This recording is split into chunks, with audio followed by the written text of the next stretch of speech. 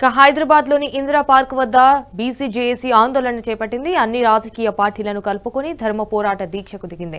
ఇక ఎల్ రమణ మాట్లాడుతున్నారు. ఇప్పుడు లైవ్ చూద్దాం. ఆ విధంగా ఉన్నటువంటి దాన్ని మీరు అన్ని విధాలుగా ముందు తీసుకెళ్లడంలో కొన్ని ఉదాహరణలు మీకు చెప్పదలుచుకున్నా. స్వాతంత్రం వచ్చిన తర్వాత కరీంనగర్ లోకసభకు ఏ రాజకీయ పార్టీ కూడా బీసీలకు అవకాశం కల్పించలే. అక్కడ ఉన్నటువంటి వాతావరణం దృష్టి పెట్టినటువంటి ఆనాటి టీడీపీ జాతీయ అధ్యక్షులు చంద్రబాబు నాయుడు గారు ఒక యువ నాయకునికి బీసీ నాయకుని అవకాశం ఇచ్చినట్టయితే ఆదరిస్తారని నేను ఒక నమ్మకంతో అవకాశం కల్పిస్తా అన్నాడు. ఈ వేదిక మీద ఉన్నటువంటి మిత్రులతో పాటు కరీంనగర్ లో ఉండే ప్రతి బీసీ బిడ్డ కూడా అవకాశం నాకు వచ్చిందని భావిస్తే ఈ రమణ కరీంనగర్ లోకసభకి వెళ్లి ఏనాడు ఢిల్లీ చూడనటువంటి వ్యక్తి కూడా ఢిల్లీ వెళ్ళగలిగిండు అని చెప్పంటే ఆనాడు కరీంనగర్ లోక్సభలో ఉండేటువంటి బీసీల ఐక్యత అని చెప్పి మనం చూస్తున్నా. అంటే రాజకీయ పార్టీలే గాని ప్రభుత్వాలే గాని కశ్మీర్కి వెళ్లి కన్యాకుమారికి ఉన్నటువంటిది కూడా ఎవరైనా గాని అధికారం రావాలనుకుంటారు, ఎన్నిక కావాలనుకుంటారు. దానికి ప్రధానమైన కారణం ఇవాళ మనం చూసినట్టయితే నేను 96లో లోక్సభకి వెళ్లిన తర్వాత కాంగ్రెస్ పార్టీకి వెళ్లి పొన్నం ప్రభాకర్ గారికి ఇవ్వడం జరిగింది. పొన్నం ప్రభాకర్ గౌడ్ గారు 2009లో కరీంనగర్ లోక్సభకి వెళ్లి ఎంపీ అయింది. అదే విధంగా సోదరుడు బండి సంజయ్ గారు కరీంనగర్ లోక్సభకి వెళ్లి బీజేపీ ఎంపీ కాగలిగిండు. బీసీ బిడ్డ ఇలా కేంద్ర మంత్రి అయిండు.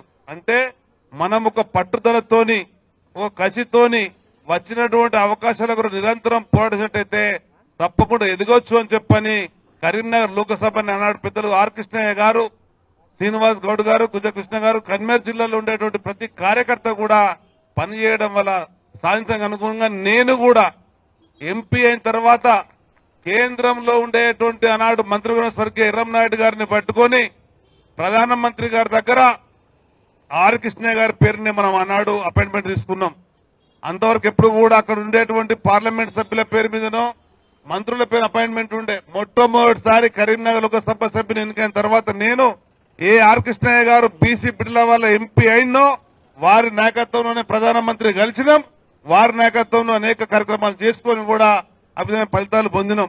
ఇవాళ నేను మీకు చెప్పేటువంటి విషయం ప్రధానమైనటువంటిది కాంగ్రెస్ పార్టీ దేశంలో ఉన్నటువంటి పరిస్థితికి అనుగుణంగా ఆలోచన చేసుకుని జిస్కా ఆబాది వస్తున్నా ఇస్తా అని చెప్పన్నది. అంటే ఆ పార్టీ అధికారంలోకి రావాలంటే ఏ వర్గాలకైతే ఇవాళ మాకు న్యాయం జరగడం లేదని భావిస్తున్నారో అటువంటి వర్గాలు వాళ్ళు ఆకట్టుకునే విధంగా కూడా ఒక నిర్ణయాన్ని తీసుకున్నారు.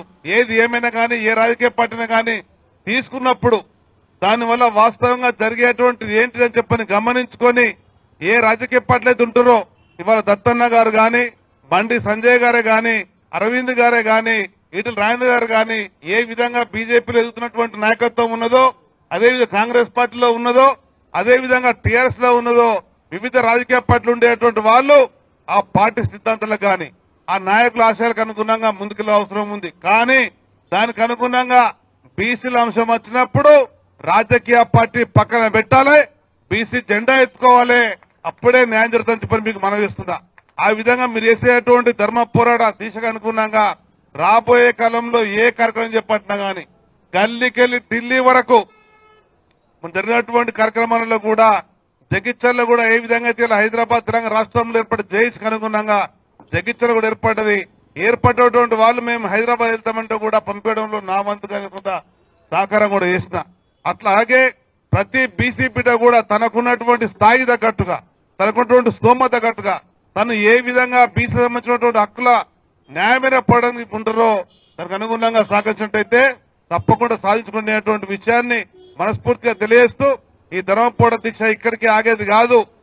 ప్రభుత్వం ఇచ్చినటువంటి హామీలకు అనుగుణంగా ఎన్నికల మేనిఫెస్టో హామీలు ఏవైతే ఉన్నాయో అది రాష్ట్ర ప్రభుత్వమైనా కేంద్ర ప్రభుత్వమైనా వాటి అమలు కొరకు బీసీలలో ఉండేటువంటి పార్లమెంట్ సభ్యులను గాని బీసీలలో ఉండే శాసనసభ్యులను గాని మీరు పిలువండి, మాట్లాడండి.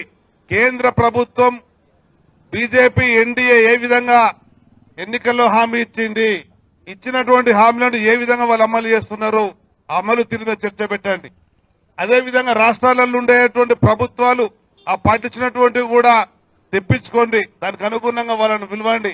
ఒక్కరు వస్తారా, ఇద్దరు వస్తారా, ముగ్గురు వస్తారా, 10 మంది వస్తారా, సంఖ్య అనేది ఎప్పుడు కూడా ముఖ్యం కానే కాదు. ఏ లక్ష్యం అయితే ఉంటుందో ఆ లక్ష్యాన్ని కొరకు బీసీ సంఘాలు నడుము కట్టినట్టయితే తచ్చుకుంటా వాళ్ళందరూ రావాల్సిందే, ఇక్కడ ఉండవలసిందే. రేపేదైనా మనని గానిపోయినాడు మెడలు వంచేటువంటి శక్తి మన దగ్గర ఉన్నది.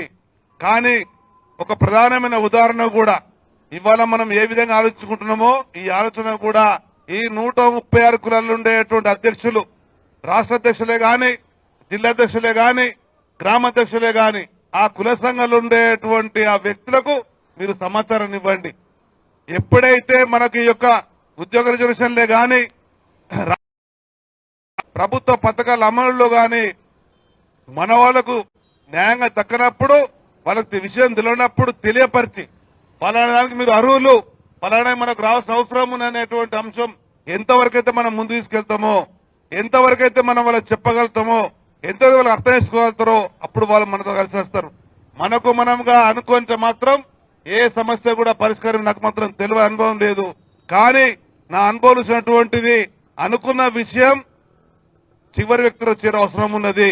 ఎప్పుడైతే చివరి వ్యక్తి కార్యోన్ముఖుడైతాడో సాధించవచ్చు. దానికి అనుగుణంగానే 30 ఏళ్లలో ఈ రమణ ఎమ్మెల్యే కాగలిగిండు, మంత్రి కాగలిగిండు, లోకసభ సభ్యుడు కాగలిగిండు, టీడీపీ స్టేట్ ప్రెసిడెంట్ కాగలిగిండు, ఇవాళ ఎమ్మెల్సీగా ఉండగలిగిన అంటే బీసీలలో ఉండేటువంటి కసిని, బీసీలలో ఉండేటువంటి పట్టుదలను తోటి కులాల వాళ్ళని కలుపుకొని, తోటి నాయకత్వాన్ని కలుపుకొని, తోటి పట్లను కలుపుకొని వాళ్ళు ఎదగలిగినని చెప్పిన అవసరం వచ్చినప్పుడు నా వరకు నేను సాయం చేయగలుగుతున్నాను చెప్పంటే ఆ విధంగా ఎదిగిన కనుక, ఆ విధంగా స్థాయి పెంచుకున్న కనుక ఏ కార్యక్రమం చేయగలుగుతున్నా.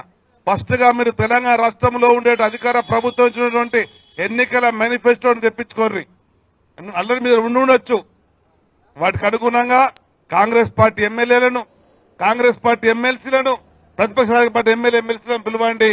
దానికి అయ్యేటువంటి ఖర్చులు ఏమంటే నా వంతు కూడా నేను సహకరిస్తా కనుక మీరు ఆ రౌండ్ టేబుల్ సమావేశం పెట్టి అందరిని పిలిచి మీరు నాయకత్వం కూర్చొని ఈ ఇచ్చినటువంటి హామీలు ఇవన్నీ ఉన్నాయి. ఇవన్నీ హామీలలో 22 నెలల పరిపాలన సాగిపోయింది. ఈ 20 నెలల పరిపాలన సాధించింది ఇది, సాధించవలసింది ఇది. నువ్వు అసెంబ్లీలో మాట్లాడతావా, కౌన్సిల్లో మాట్లాడతావా, సెక్రటరియట్ పోతావా, ముఖ్యమంత్రి ఇంటికి పోతావా తెలుసుకుంటావా మాకు తెలియదు. ఇవి ఇచ్చిన హామీకి అనుగుణంగా ప్రభుత్వం అధికారంకి వచ్చింది.